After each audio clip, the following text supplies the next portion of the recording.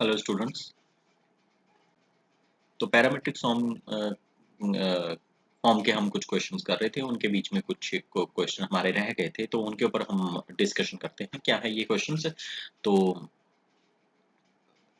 Question है हमारे पास x is equal to हमारे पास है a ब्रैकेट में theta minus sine theta, y है हमारे पास a ब्रैकेट में 1 प्लस कॉस थीटा। तो हमने इसका डेरिवेटिव फाइंड आउट करना है।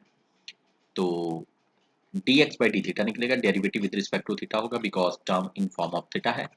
तो dx by d theta left hand side पे बन गया, a कांस्टेंट है बाहर बन गया। थीटा का डेरिवेटिव कितना होगा? 1। ध्यान दीजिए x का डेरिवेटिव कितना होता था? 1। तो अब विद रिस्पेक्ट टू थीटा कर रहे हैं तो थीटा का डेरिवेटिव भी कितना होगा? 1। ओके। एंड साइन थीटा का डेरिवेटिव कितना होगा? Minus cos theta. तो ये आपके पास dx बाई डी थीटा आ गया। इसको इक्वेशन नंबर 1 मान लीजिए, संभाल के रख लीजिए। फिर आ जाइए आपके पास y क्या है? इज इक्वल टू में a ब्रैकेट में 1 plus cos theta. Differentiate with respect to theta करेंगे, y का डेरिवेटिव कितना बनेगा? dy by d theta. a constant है वैसे ही रह जाएगा, 1 क्या है? कांस्टेंट है, इसका डेरिवेटिव बन जाएगा 0। एंड cos थीटा का डेरिवेटिव कितना होता है बेटा? Minus sin theta. ठीक है, तो माइनस का साइन बाहर आ गया, माइनस a sin थीटा। तो ये क्या आ गया? dy by d theta. तो हमने निकालना क्या था? dy by dx। dy by dx क्या होगा? dy by d theta upon में उसके dx by d theta. dy by d theta हमने कितना निकाला था? Minus a sin theta. और dx बाई डी थीटा हमारा आंसर कितना आया है?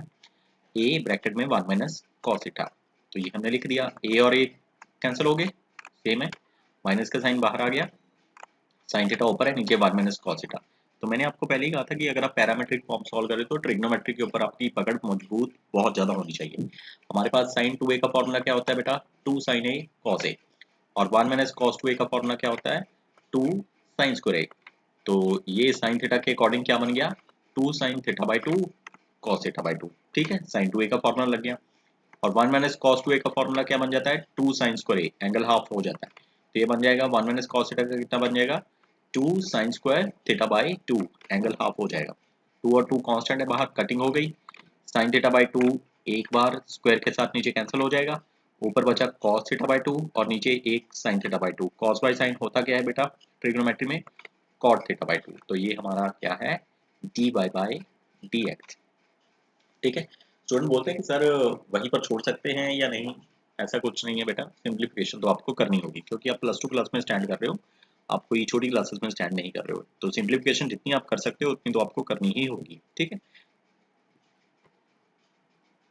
एक और सम के ऊपर बात करते हैं, ये भी आपके यहाँ एनसीईआरटी लेवल का ही सम है। ये आपका x इज इक्वल टू क्या है आपके पास? a ब्रैकेट में cos t plus log tan t by 2 और y इज इक्वल टू क्या है? a sin t। ठीक है, तो x in form of t है, तो derivative with respect to t होने वाला है। तो x लिख लिया मैंने, differentiate with respect to t करने जा रहा हूँ, dx बाई dt बन जाएगा, a कांस्टेंट है बाहर रहेगा। ठीक है, cos t का डेरिवेटिव कितना होगा? Minus sin t। अब आइए यहाँ पर, ये बड़े ध्यान से सॉल्व करना है इसको। पहले तो log का डेरिवेटिव क्या होगा? अपॉन में चला जाएगा, log का डेरिवेटिव होगा 1 upon tan t by 2, function नीचे चला गया। अब tan का डेरिवेटिव क्या होता है? Secant square. tan का डेरिवेटिव क्या होता है? Secant square. तो सीकेंड स्क्वायर t बाई 2 बन गया। अब t बाई 2 का डेरिवेटिव क्या होगा? t तो कॉन्स्ट t 1 बन जाएगा, तो 1 बाई 2 बचेगा ना। t बाई 2 का डेरिवेटिव क्या बचेगा? 1 बाई 2।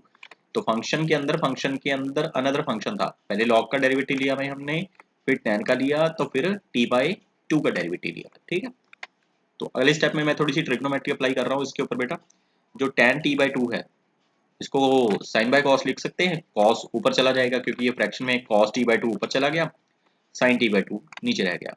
सीकेंड स्क्वायर जो है इसको आप 1 अपॉन cos स्क्वायर लिख सकते हो। सीकेंड जो होता है वो cos का उल्टा होता है, सीकेंड स्क्वायर बन गया 1 अपॉन cos स्क्वायर, 1 बाई 2 वैसे रहा।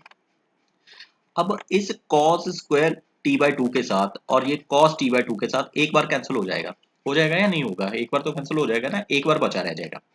तो मैंने एक बार कैंसिल कर दिया, अगले स्टेप में मैं आ गया, बाकी चीजें मैंने वैसे लिखी, उनको नहीं मैंने छेड़ा।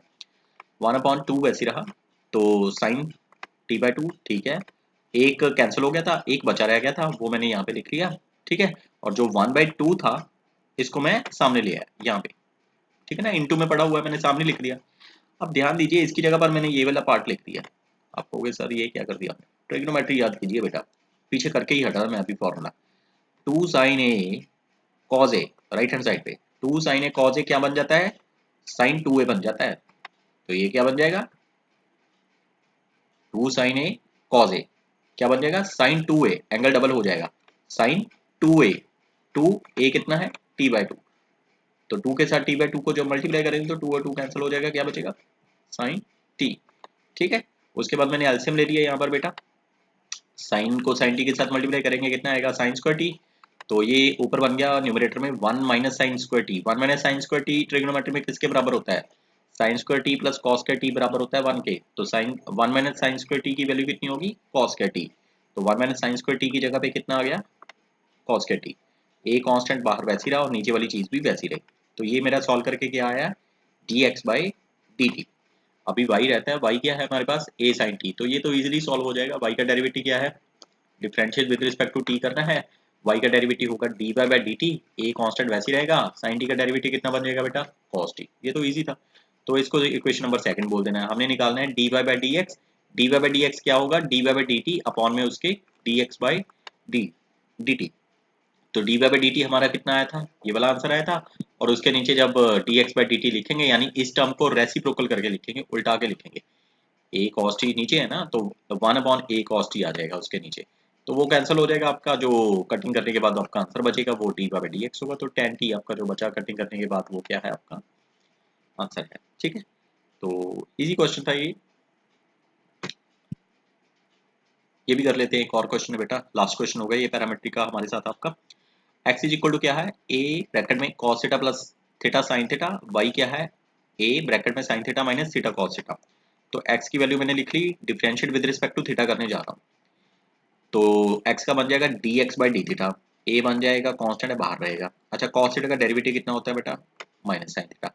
अब यहाँ पर आप जरा दिमाग लगाइए कौन सा रूल लगने वाला है, डेरिवेटिव लेना है इसका, theta into sine theta, product में पड़ी हुई है दोनों चीजें, रूल लगेगा product rule u into V का, u as it is v sin theta का डेरिवेटिव कितना cos थीटा प्लस v वैसे ही sin थीटा वैसे ही, और थीटा का डेरिवेटिव कितना 1, u derivative of v plus v derivative of u।